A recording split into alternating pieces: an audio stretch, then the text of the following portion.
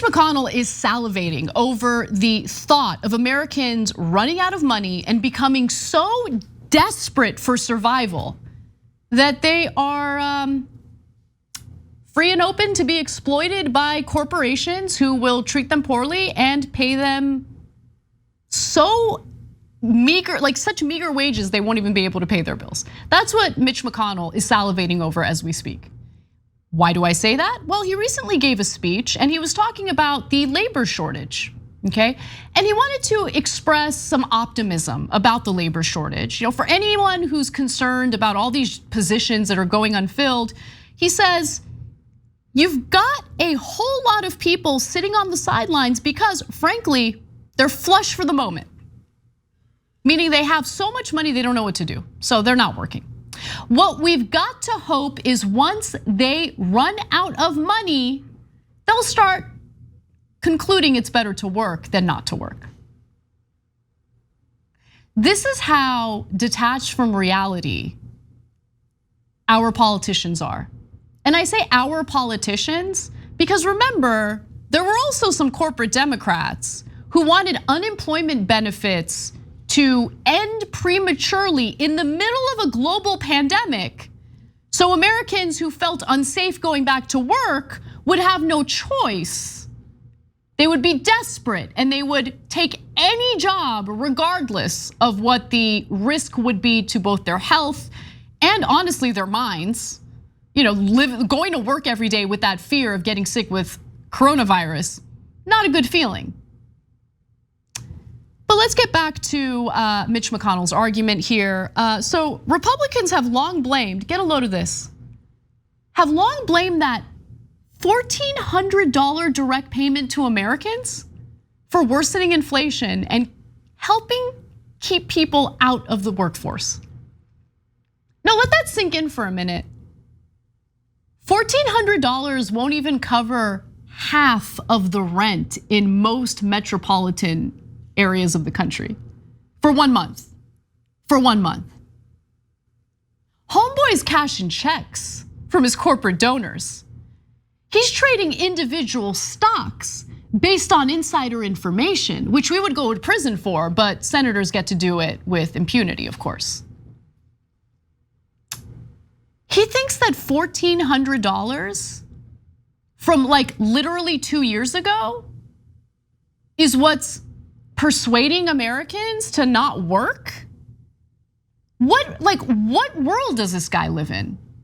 No, by the way, not a word about the Federal Reserve printing money, handing it over to corporations, handing it over to private equity firms. Not a word about how that led to record inflation for assets, record inflation in the housing market, record inflation, and I say inflation, but I mean, look, honestly, the reason why we're experiencing turbulence right now in the stock market is because the value of those shares are not, like based on nothing. It's not based on productivity, it's not based on sales, it's not based on the health of these corporations. It's based on corporate stock buybacks that happened with money that was provided by the Federal Reserve. Not a word about that because that helps his stock portfolio. Mitch McConnell's chilling. He loves those corporate stock buybacks, loves it. He's heavily invested. But he's super salty about that $1,400 you got from the federal government years ago. We got to find a way to make them desperate. Got to pave the way for these corporate executives to exploit them. That's who Mitch McConnell is. That's right-wing populism for you. Disgusting. By the way, unemployment as we speak sits at a historic low of 3.6%. What is he talking about? Now, Moody's analytics estimates that households did in fact build up extra cash, totaling $2.6 trillion from the beginning of the pandemic through the end of 2021. But let's also consider the fact that savings increased generally, right? Like they're not looking at a specific group of American workers. They're not looking at minimum wage workers and saying like, whoa, wow, look at this. During the pandemic, minimum wage workers were really stacking the cash. No, that Generally speaking, Americans, including those who were lucky enough to work from home, were able to save a little extra money because where would they spend it? Everything was shut down. Okay, but what is the situation today? Because remember, inflation is the other thing that these right-wingers complain about day in, day out. Understandably, inflation is hurting everybody, right? Okay, we should probably focus on corporations that have just decided to arbitrarily price gouge us so they can increase their corporate profits. Not a word about that from Mitch McConnell either. But let's take a look at the financial health of ordinary Americans today. So there have been some Americans who quit their jobs. Over the past 2 years, Americans have been quitting jobs at near record rates, but hiring and job openings remain strong.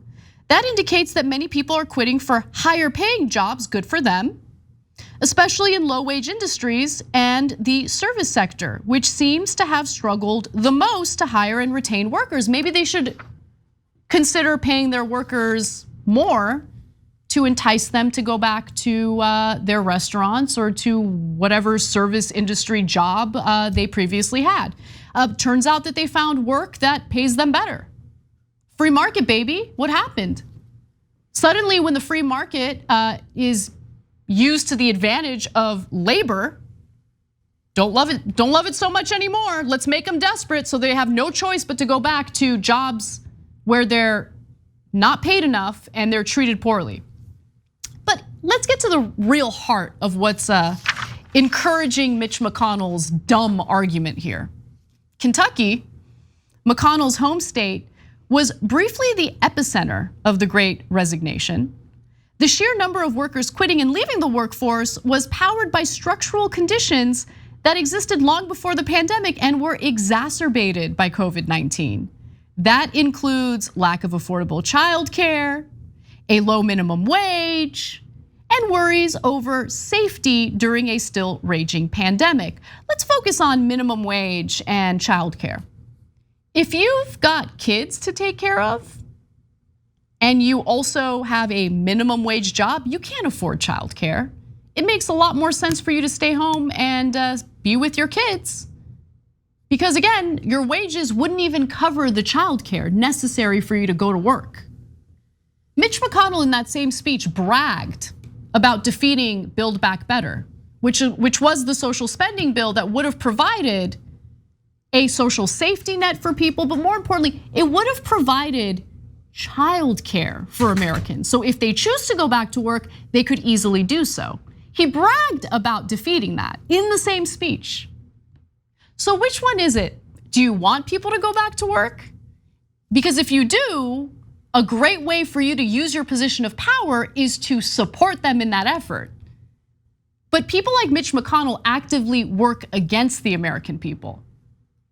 And what's amazing about all of this is the fact that even the United States Chamber of Commerce, the very business interests that fund these disgusting politicians who work against us on a daily basis, realizes, man, childcare is a little bit of a problem.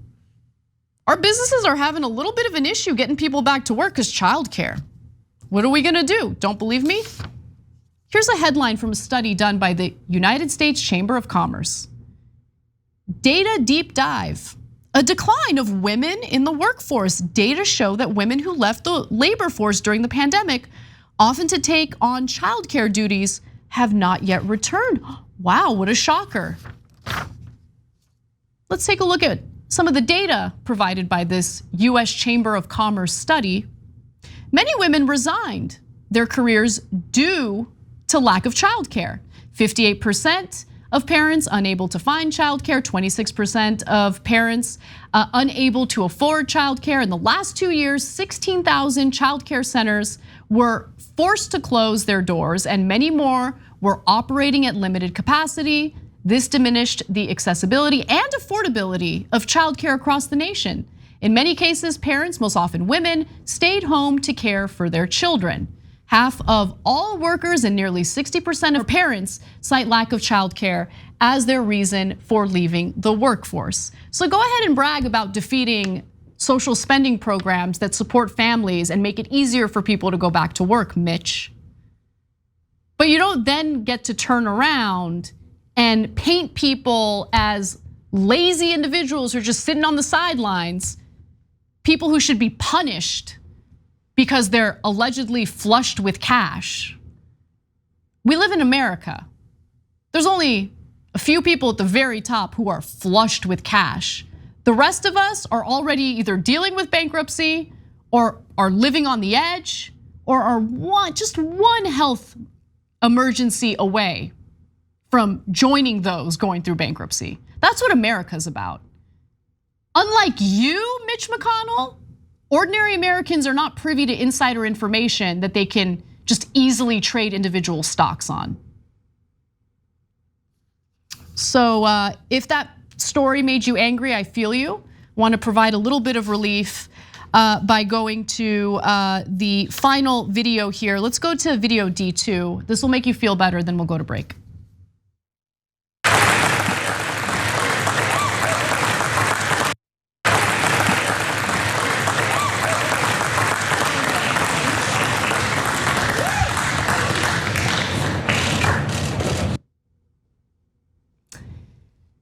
Just illustrative of leadership in this country in every way.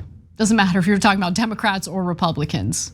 Just absolute goofs, absolute lunatics, people who don't fight for us, people who don't work on our behalf, people who fight against us and just use their position of power to enrich themselves. That's who Mitch McConnell is. Thanks for watching the Young Turks, really appreciate it. Another way to show support is through YouTube memberships. You'll get to interact with us more. There's live chat emojis, badges. You've got emojis of me, Anna, John, JR. So those are super fun. But you also get playback of our exclusive member-only shows and specials right after they air. So all of that, all you gotta do is click that join button right underneath the video. Thank you.